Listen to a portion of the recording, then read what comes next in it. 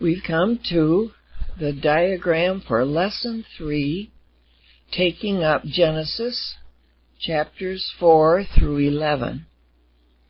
These are a continuation of the very early inspired myths of the Old Testament. Inspired. They are definitely an inspiration of the Holy Spirit coming to us out of the ancient mists of time. They tell us much because, of course, the very foundations of the whole Bible are laid in the first 3 chapters of Genesis. If we comprehend something of those which we've tried in the first 2 lessons, we will begin to appreciate what salvation history is all about. And on this slide, you'll see down at the bottom a black line with arrows.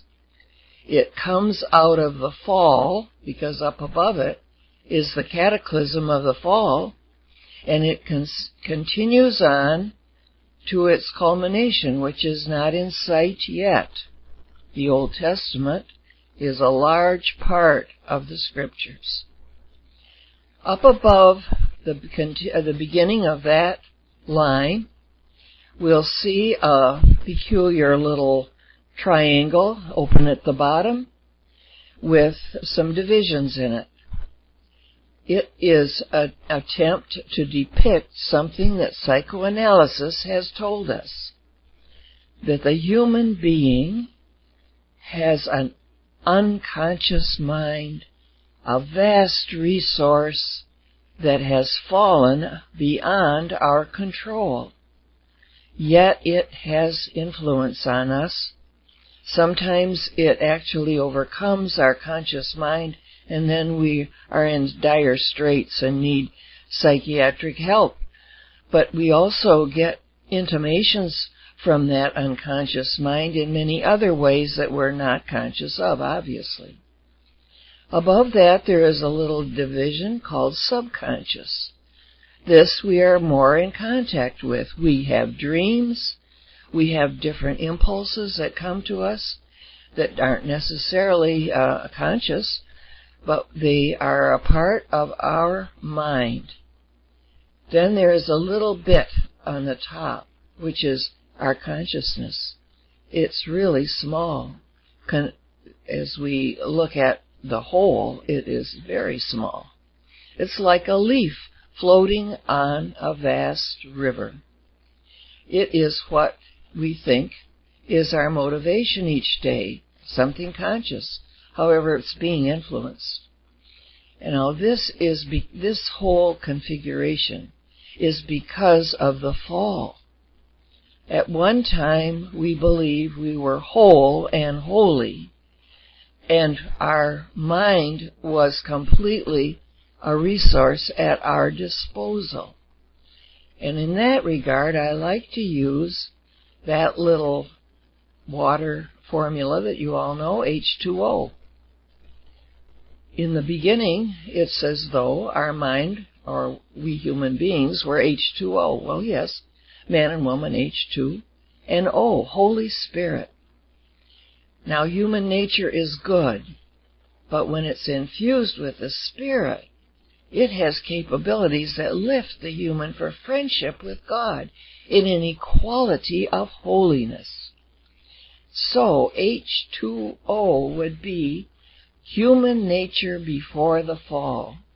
However, with the fall, we lost the Holy Spirit, and this may certainly explain why we only have a little bit of consciousness.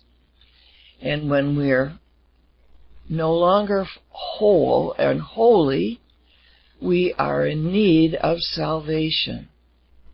So that's what that little diagram is talking about. And the reason for it is just above it. You recognize, I hope, that there is the diagram that we began with. A 3-tiered diagram, the top tier being Godhead, the bottom tier being mankind, and a center tear of the Holy Spirit, the wondrous bond of love that was in the beginning. But look what's happened. There's a jagged line, a breaking, almost a tearing across the loss of the Holy Spirit between man and woman, a jagged line. It has brought with it death, disintegration, isolation, and shame. It is a broken picture.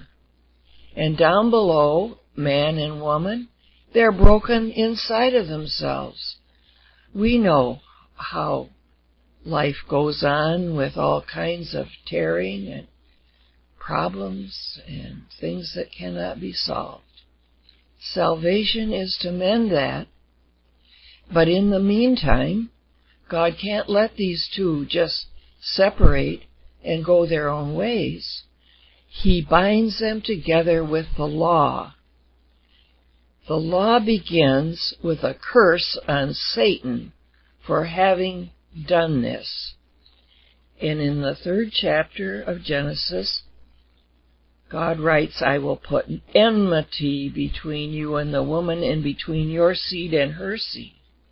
He shall bruise your head, and you shall bruise his heel.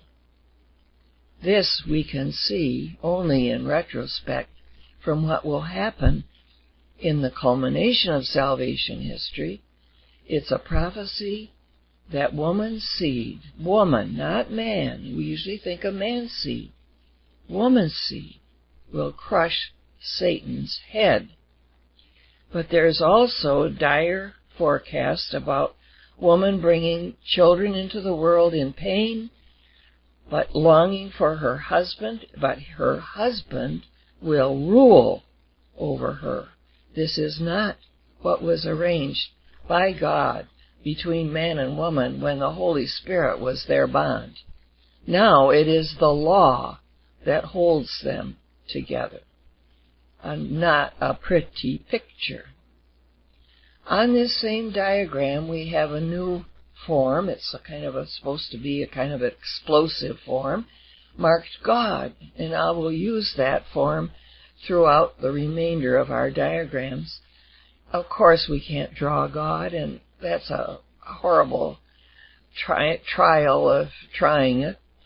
But God is dynamic. He is unchanging but purposeful. He is the author, the lover. But the dynamism is something that we can't even come to grips with. But there is our attempt to diagram God. We see an arrow coming from God over to the law. He is giving the law to hold his creation together so that salvation history can begin. And below is another explosive shape named covenant, because with the story of Noah, we enter into a covenant relationship between man and God. The covenant is sealed with blood. There is an altar upon which Noah sacrifices.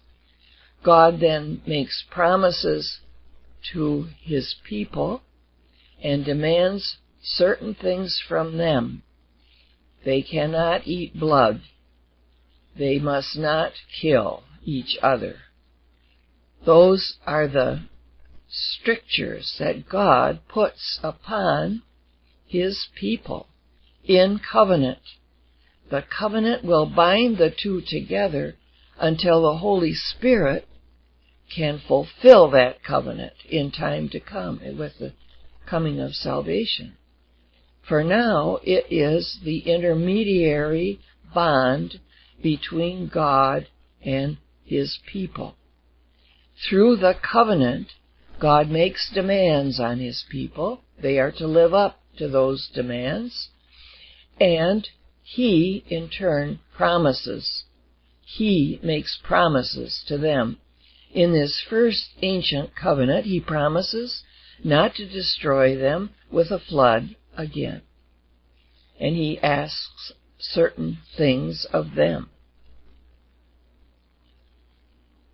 This reading also has many mysteries involved in it, things that we really can't answer. It sounds as though there are primordial people living at the time of Adam's sons. Cain has killed Abel. Cain is now a wanderer on the earth, but Adam and Eve have another son, Seth, and Seth will be the continuation of the people. But with Cain and Abel has come, because of the fall, murder, lies, insolence, pride, and that evil will grow to the time of Noah, when God brings a flood to end and wash away the evil that has just proliferated on the face of the earth. From Noah, we have another bridge, a second genealogy rooted in his children, Ham, Shem, and Japheth. Ham is cursed because of his insolent and, he does not honor his father. He shames his father. He laughs at his father. And for that, he is no longer one of those who God will bless. All of his descendants will fall under the curse of Ham. We see this in the Bible when we have, let me see if I can find it here, Noah's children. All right, it's in the end of the 9th chapter. Cursed be Canaan, that's Ham. A slave of slaves shall he be to his brothers. He also said, Blessed by the Lord my God is Shem. Oh, if Ham is cursed, Shem is blessed. And let Canaan be his slave. Let Ham be his slave. Canaan is simply another name inserted for Ham. God enlarge Japheth, and let him dwell in the tents of Shem. And let Canaan be his slave. Japheth. Well, I think all of those who are listening to me are probably descendants of Japheth, for he, in the ancient world, was considered the father of the Indo-European peoples. That is, all of the people of Europe and of Near Asia and India. Japheth is the progenitor of those peoples, which includes us. And how did we come to knowledge of God? In the tents of Shem, the Semites, the Jews, as they will only be called after the exile, but at this point we know them, and they are the descendants of Shem, the Hebrews. So this is an explanation of the fathers of the races after the flood. And they are bringing us up through Seth. These are the descendants of Seth, Noah is. Through Seth, they will bring us to Abraham, through those ancient genealogies, attempting to explain some of the peoples on the face of the earth. There are many other peculiarities in these readings. There's the beginning of the 6th chapter that says,